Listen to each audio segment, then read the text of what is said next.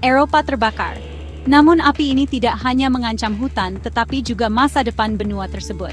Dalam beberapa tahun terakhir, Eropa mengalami beberapa periode terpanas dalam sejarah. Suhu mencapai 45 Celsius di tempat teduh, lantai hutan yang kering, dan angin kering. Semuanya menjadi siap untuk satu percikan mengubah ribuan hektar menjadi abu. Kebanyakan kebakaran bermula dari kelalaian. Api unggun yang tidak dipadamkan, puntung rokok yang dibuang ke pinggir jalan, atau kabel listrik yang tidak dirawat selama bertahun-tahun. Namun sekarang bukan hanya itu, perubahan iklim telah menjadi kaki tangan tak terlihat di balik kebakaran. Kebakaran hutan bukanlah takdir, namun kebodohan membuatnya tak terelakkan. Kelalaian individu dapat membakar seluruh benua.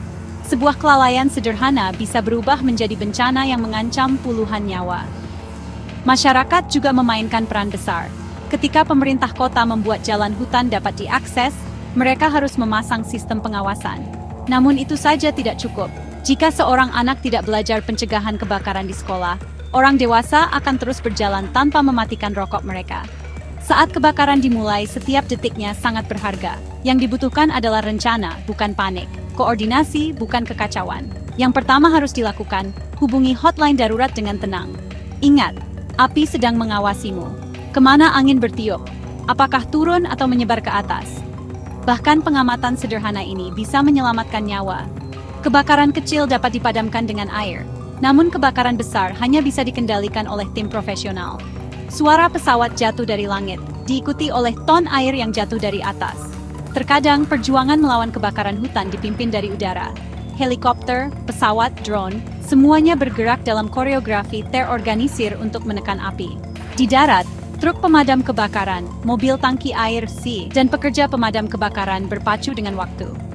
Teknik memadamkan api dengan api digunakan untuk menghentikan laju api. Teknologi dan waktu yang tepat menentukan batas bencana. Suhu tidak hanya naik di termometer, bumi sedang berjuang untuk bernapas. Perubahan iklim secara praktis telah menjadi bahan bakar bagi kebakaran hutan. Curah hujan menurun, tanah mengering, angin menjadi semakin kencang. Tatanan baru ini dapat meruntuhkan sistem pertahanan alami yang dibangun hutan selama ribuan tahun. Dan ini bukan hanya masalah Eropa. Setiap hutan yang terbakar seperti kehilangan sepotong paru-paru kita semua. Ketika kebakaran berakhir, bukan hanya abu yang tersisa. Kicauan burung tenggelam, desiran daun menghilang, bau tanah berubah. Segala sesuatu yang pernah hidup diselimuti keheningan. Ekosistem dapat pulih, beberapa tanaman dapat lahir kembali melalui api. Namun proses ini dapat memakan waktu puluhan tahun. Setiap kebakaran memperpanjang waktu yang dibutuhkan alam untuk pulih. Tanah menjadi rentan terhadap erosi, sumber air tercemar, dan rantai kehidupan terputus. Langkah pertama untuk menghentikan kebakaran adalah memahaminya. Pendidikan harus terus berlanjut tidak hanya di sekolah, tetapi di setiap platform.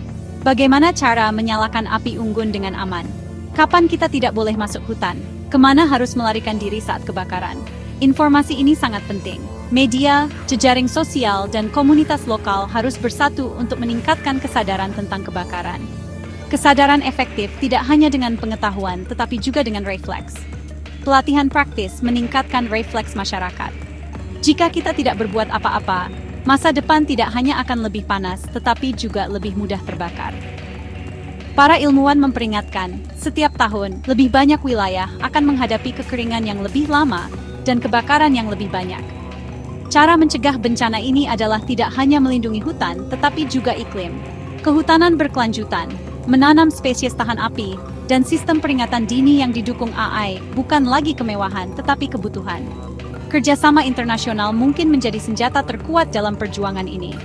Saat hutan Eropa terbakar satu persatu, ini bukan hanya jeritan alam. Ini juga alarm terhadap kelalaian manusia.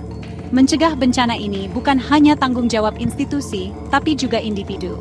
Ingat, setiap kelalaian adalah percikan, dan setiap percikan dapat menghancurkan masa depan. Untuk konten seperti ini, jangan lupa untuk suka, berlangganan saluran kami, dan bagikan pendapat Anda di komentar. Tetap terinformasi, dan jadilah suara melawan kebakaran.